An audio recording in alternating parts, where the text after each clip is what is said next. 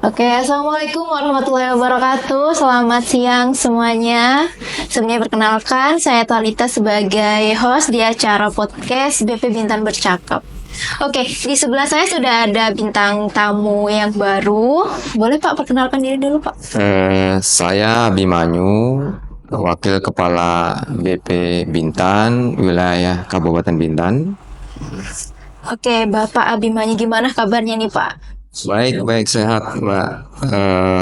Berkat dukungan teman-teman, semuanya kita lancar semua dalam melaksanakan tugas-tugas sehari-hari. Alhamdulillah, semua kegiatan juga lancar hari ini Pak. Alhamdulillah, Mbak. Semuanya semoga tetap lancar dalam lindungan Allah Subhanahu wa Ta'ala. Amin. Oke nih Pak, ke pertanyaan pertama. Menurut Bapak apa sih BP Bintan itu Pak? DP itu badan pengusahaan atau lebih dikenal dengan kawasan perdagangan bebas dan pelabuhan bebas adalah satu kawasan yang berada di wilayah hukum Indonesia, berarti terlepas dari daerah pabean, Ya. sehingga DP badan pengusahaan ini memiliki fasilitas kelebihan, yaitu bebas biaya masuk, bebas cukai, bebas PPN, Ya. dan bebas PPNBM. Nah, ini untuk tujuannya adalah untuk menarik para pelaku usaha, investor supaya lebih banyak berinvestasi di kawasan ini karena dengan diberikan kemudahan-kemudahan seperti itu. Nah, BP Bintan untuk merealisasikan investor yang mau berinvestasi ke sini lebih banyak lagi, kita diberikan kewenangan, diberikan tugas pokok dan fungsi. Nah, tugas pokok fungsi dari BP Bintan adalah untuk mengelola, mengembangkan, dan membangun kawasan perdagangan bebas dan pelabuhan bebas. Oke. Nah, sementara kewenangan yang diberikan adalah memberikan perizinan kepada para pelaku usaha yang ingin berinvestasi di kawasan perdagangan bebas dan pelabuhan bebas.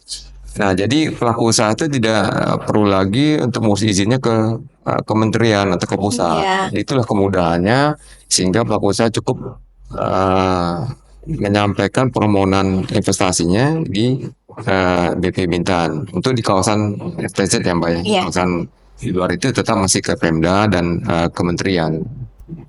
Oke, mengenai status kelembagaan dari BP Bintan sendiri Pak, apakah sudah terbentuk secara lengkap? Secara de jure, kelembagaan BP Bintan sudah terbentuk sejak tahun 2007, yaitu dengan Peraturan Pemerintah Nomor 47 Tahun 2007. Oke.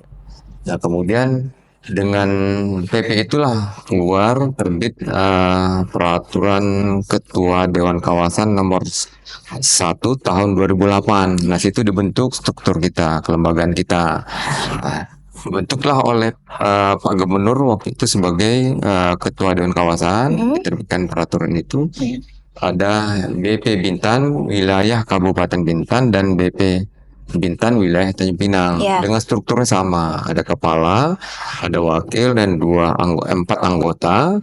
Dan di bawah anggota ada kepala bidang. Oke. Gitu, Bu. Kemudian apa sih dampaknya jika kelembagaan BP Bintan sendiri belum tuntas? Nah, kalau kelembagaan ini belum tuntas, kalau saya berpikir kelembagaan ini basic, prinsip gitu ya. Iya. Yang harus clear lebih dulu, karena dengan kelembagaan ini kita bisa meng-hire SDM yang profesional. Iya, benar. Nah, selama ini kita di BP Bintan karena kelembagaannya masih belum seperti di Batam. Nah, personel kita tuh masih diperbantu dari PNS, Pemkab Bintan maupun provinsi. Tidak pure dari pegawai kita sendiri gitu ya. Kenapa begitu? Karena kita itu tadi, karena kelembagaan itu kita tidak bisa memberikan remunerasi kepada mereka. Mau nggak mau kita minta bantuan tenaga SDM dari Pemkab Bintan dan provinsi. Nah, faktor lain lagi, kelembagaan ini juga kalau tidak terbentuk, kita juga tidak bisa untuk mengelola keuangan dengan baik. Iya. Ya, karena kita satkernya belum terbentuk gitu ya. Kemudian kita juga tidak bisa memiliki aset. Oke. Nah, seperti Batam mereka punya aset pelabuhan, punya aset bandara, ya punya tanah gitu ya. Nah, BP Bintan ini kita nggak punya tanah, sehingga kalau pelaku usaha mau investasi di tempat kita, kita harus coba menghubungi pemilik tanah, baik itu via swasta maupun via masyarakat atau pemerintah gitu. Nah, kalau misalnya kita punya lahan sendiri, punya aset, kita bisa berbuat banyak untuk mengembangkan, mengelola kawasan padang bebas dan kebun bebas ini. Berarti ini mempengaruhi iklim dari investasi ya Pak? Pasti, pasti karena BP Bintan ini untuk bergerak cepat, bergerak maju itu sesuai yang diharapkan dari peraturan dari pemerintah pusat. Kita sulit merealisasinya. Karena tadi itu kita untuk mewujudkan tupoksi kita itu tidak dukung dengan kelembagaannya.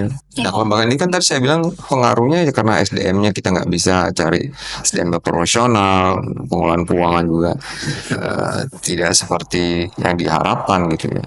Seperti itu. Oke, selanjutnya nih Pak, apa peran strategis BP Bintan bagi perekonomian daerah dan nasional? Nah,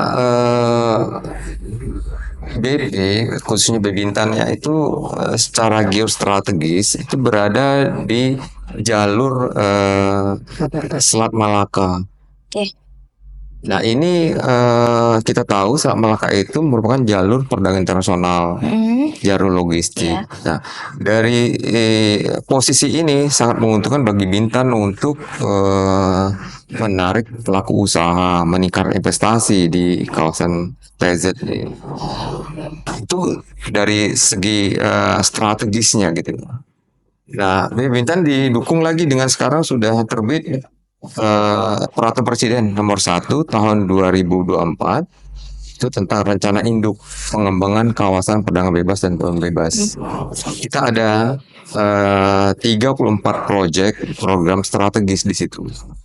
Nah, salah satunya itu seperti pengembangan CBD di ibu kota, seperti pengembangan MRO di Kalimantan Utara, Bintan. Ada 34 proyek strategis tuh.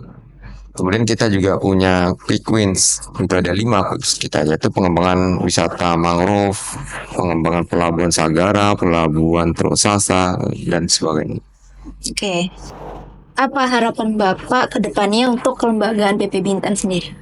Saya rasa ini harapan semua, bukan harapan saya. Iya. Harapan semua dari teman-teman di BP Bintan ini tentu berharap supaya kelembagaan ini segera terrealisasi seperti halnya kelembagaan di BP Batam. Nah, kita sebenarnya sama ditetapkan dengan BP Batam, BLU gitu ya. Ya.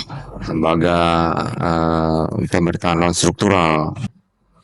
Tapi sampai saat ini kita belum bisa sampai ke seperti di Batam. Harapan kita itu seperti di Batam sehingga kita bisa berbuat banyak. Iya. Nah, kita mau berbuat banyak, itu tadi saya bilang kita nggak bisa meng-hire tenaga profesional, kita nggak bisa punya aset. Iya. Kalau kita sudah kelembagaan sudah seperti di Batam, kita bisa memiliki aset, kita bisa beli tanah, atau kita bisa sharing investasi dengan pelaku usaha, kita mungkin nyiapkan lahannya, mereka bangun bangunannya, kita sharing sehingga kita punya pendapatan negara bukan pajak dari situ. Kita bisa berbuat banyak, kita bisa seperti di Batam buat BOP pelabuhan, bisa BOP bandara. Nah, seperti BI kan membangun MRO tuh di bagian utara. Nah, kita bisa sharing investasi sehingga BP juga bisa berinvestasi join dengan pelaku usaha untuk menambah NDP kita gitu. Tapi kalau kelembaganya seperti ini terus ya kita nggak bisa sampai ke tahap itu. Iya. Jadi apa kita ya segera kelembagaan ini bisa terwujud seperti halnya di Batam. Iya. Pertanyaan terakhir dari podcast kali ini, mungkin bisa nih Bapak kasih pesan dan pesan untuk para masyarakat yang ada di Bintan. Ya, kami berharap atas nama BP Bintan berharap masyarakat khususnya pelaku usaha realisasikanlah izin usahanya sudah diterbitkan oleh BP Bintan, karena banyak pelaku usaha hanya setahap baru mengajukan rencana perizinannya, realisasinya kadang-kadang tidak dilaksanakan. Nah, makanya kita sebenarnya ada kegiatan LKPM, gitu, Mbak. Laporan kegiatan penanaman modal. Kita pengen pantau sejauh mana pelaku usaha ini rencana mau investasi, realisasi udah sampai di mana. Nah, kita berharap pelaku usaha segera merealisasikan rencana investasinya, dan kemudian kepada pelaku usaha yang ingin berinvestasi di BP Bintan segera datang ke BP Bintan atau melalui aplikasi, jangan menggunakan pihak ketiga yang akan semakin membesarkan biaya perizinan. Padahal biaya perizinan tidak ada biayanya, gitu. Iya. Tapi dengan menggunakan pihak ketiga atau orang lain, jasanya tentu harus dibayar. Ya, kita berharap seperti itu. Nah, kami berharap juga FTZ ini bisa dirasakan oleh masyarakat. Seperti di Batam, masyarakat merasakan keberadaan FTZ. Nah, di BP ini belum. Saya berharap itu bisa terwujud sehingga masyarakat merasakan keberadaan FTZ ini, Bu.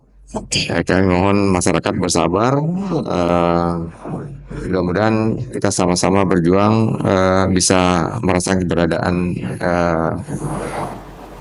kawasan penambang bebas dan penanaman bebas Bintan ini. Demikian dari saya. Oke, terima kasih Pak atas waktunya. Saya mohon maaf apabila ada salah kata. Sekian podcast BP Bintan Bercakap kali ini. Sampai jumpa di episode selanjutnya.